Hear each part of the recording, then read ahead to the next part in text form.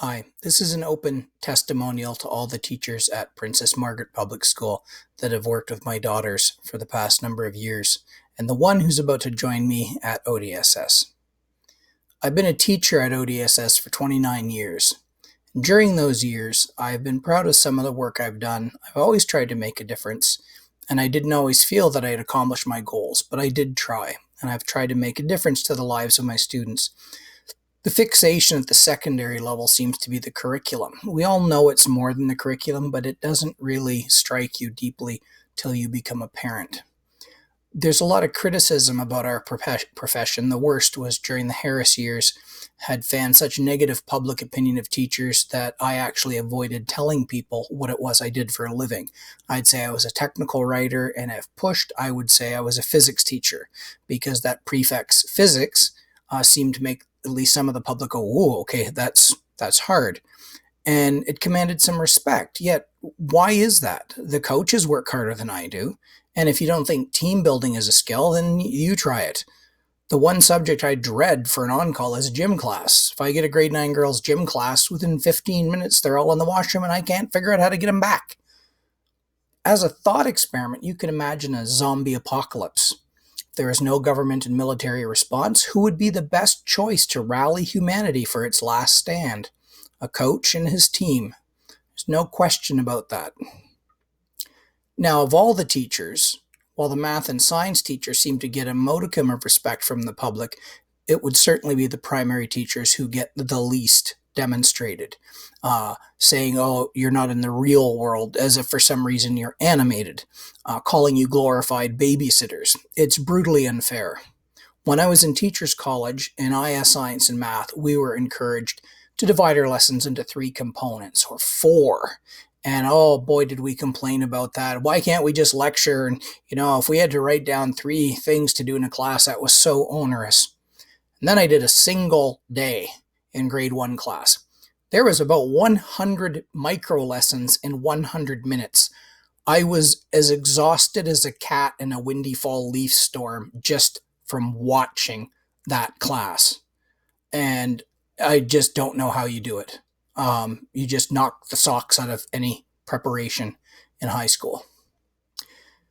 The first day you take your child to school, it's kind of an out-of-body experience. You're comforting them, the tears, the chin wiggles. You wish you could scoop them up in your arms and keep them. And you can recall being that child dropped off. And that terror and the fear.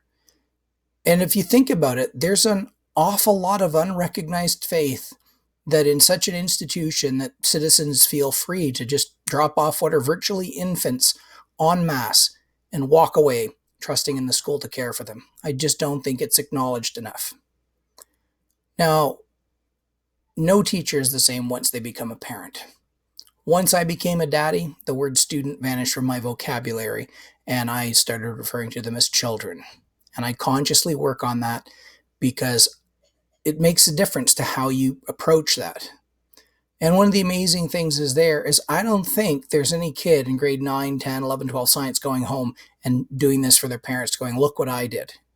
You got my daughter here before there was necessarily complete bladder control. Well, my kid did, but some of the others, it was still questionable. Now, if you didn't give her the skill and the self-esteem you fostered, I wouldn't have anything to build upon.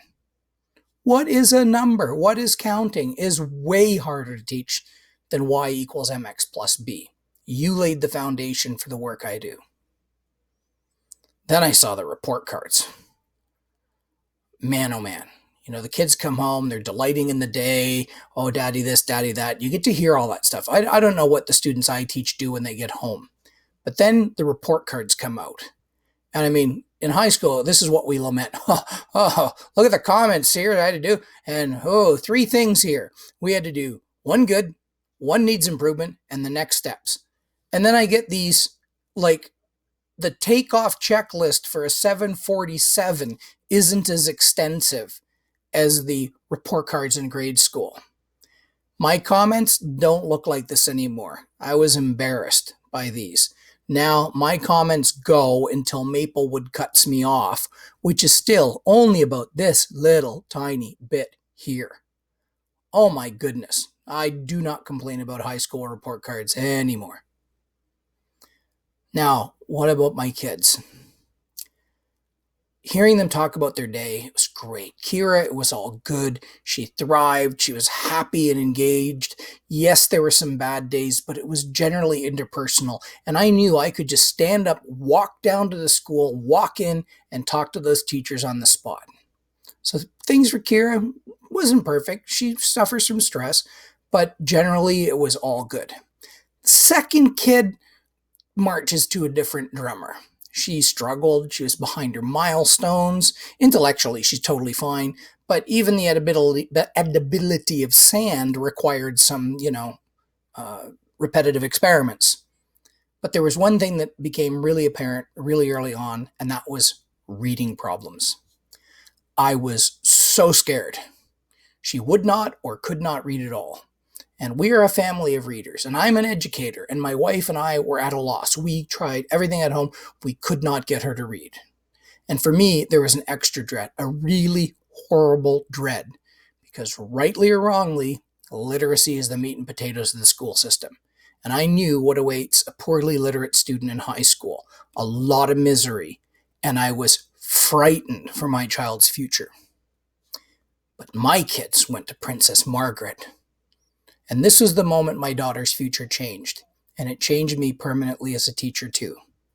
Princess Margaret got her reading, got her to love reading. She is so into reading, I am going bankrupt now and want to kill the authors of the Warrior Cat series for not stopping it. Now, this was done without our request. The school dedicated resources to my child. While it was a team effort of all of Brynn's teachers, like Posniak, Gorley, and all the others, I would have to say it was the work Miss Gorley did with Brynn that turned the tide. It is no exaggeration to say they altered the course of my daughter's life with their efforts. This is one of her bookshelves now. Thank you very much. See this? This is a retirement boat. Brynn not only enjoys school now, she not only thrives in it, but now she teaches herself. She is fearless when it comes to learning. She taught herself the harp, how to draw art. She reads incessantly and conducts her own learning on the internet. So much of her stupendous capabilities rest on that foundation of reading. It still scares me sometimes to think of how lucky we were to dodge that dreadful illiteracy bullet. The darkest days of my profession was the Harris years, when the denigration of our profession was served with malicious zeal. Now we are entering another tough patch. Public education is not perfect, but damn, you guys did good for my kids. The teachers of Princess Margaret Public School make me want to be a better teacher myself. 2/3 of the way through my career, I got a fresh breeze in my sails because of your example. Keira has had a stellar career at Princess Margaret. From Posniak to Heimbecker, all her teachers have contributed to her life as well as her education. All of you did far more than your duty. I had a wonderful chance to teach Mrs. Posniak's son, and all I could think of was, I hope I can measure up to what she did for my daughters. It was an awesome closing of the circle. To Laurie Heimbecker, I stand in awe. If I was in charge of the country, I'd use the War Measures Act, declare you a national industry, and prevent you from retiring. Your legacy will echo in children not yet born. What I have learned from you. I could not think of any way to pay the teachers back for their contribution to my daughter's lives, particularly with all those who helped Brynn move beyond her reading blockage. So I decided to pay it forward. I try to make a difference in the life of one child each semester. I try to do for someone else's children what was done for mine, and this is now my motto. I hope I can be as good as a kindergarten teacher. And I really mean that. Thank you all.